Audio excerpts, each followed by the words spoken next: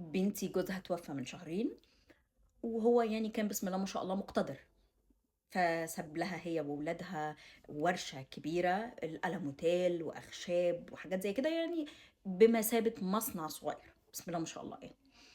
فجت قالت لي يا ماما أنا هنزل أدير شغلي وأشوف مصلحة ولادي. الكلام ده كان بعد ال40 بتاع جوزها.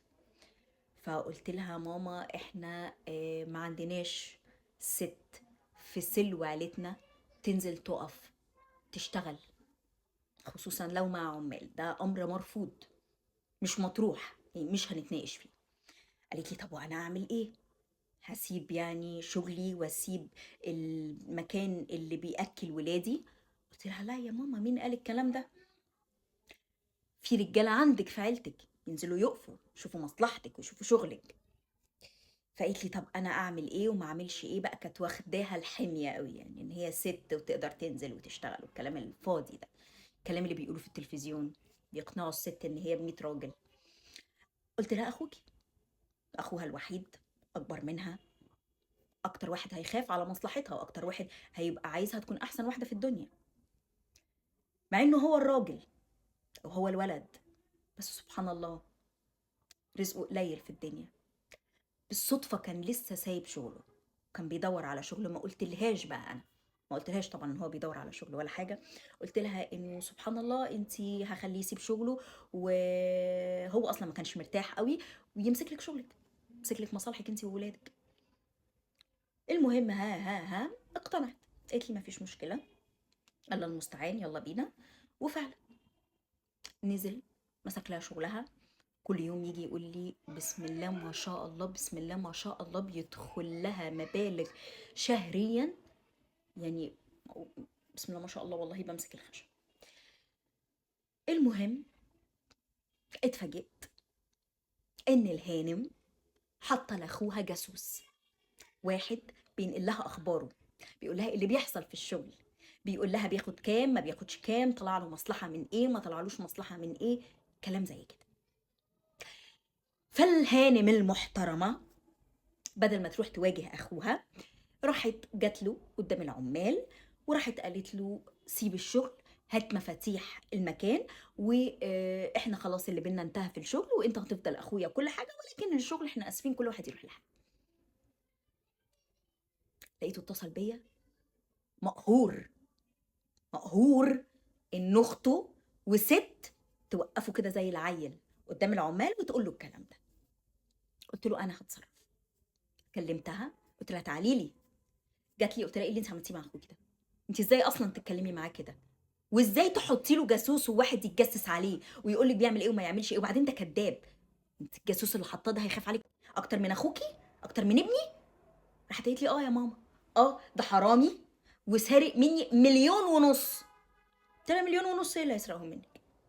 1,500,000 ايه؟ ده ابني تربية ايدي، يسرق منك ايه انتي؟ هو انتي فاكره عشان معاكي قرشين خلاص بقيتي بتتحكمي وتتحكمي في البشر؟ في ايه؟ نسيتي نفسك؟ انتي رحتي ولا جيتي ست؟ من غير الراجل ملكيش قيمه، من غير وقفه اخوكي جنبك ملكيش لازمه. انتي زمان لما كان جوزك موجود كنتي تحت عصمته، كان تعملي اللي انتي عايزاه، تنزلي تقفي تروحي تيجي ما يخصناش. انما دلوقتي بقيتي محسوبه علينا، كل حركه وكل كلمه بتعمليها محسوبه علينا، محسوبه على اخوك الراجل.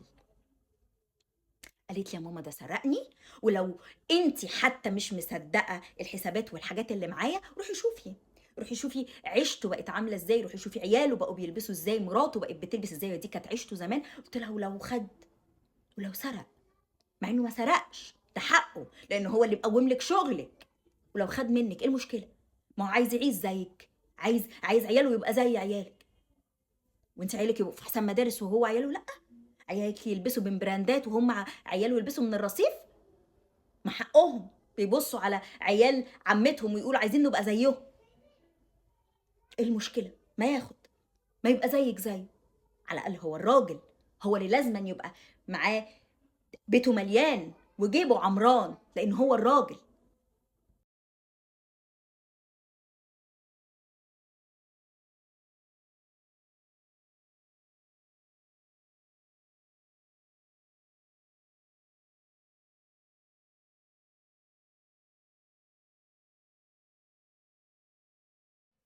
ده احنا بقينا في زمن اخبر. الإخوات بقت ما بتأمنش لبعض وتتجسس على بعض، والست اللي كان مكانها البيت والمطبخ بقت بتحكم وتتحكم في أرزاق الرجالة. إيه ده؟ إيه اللي حصل ده؟ قلت لها خلصت، ولحد كده خلصت.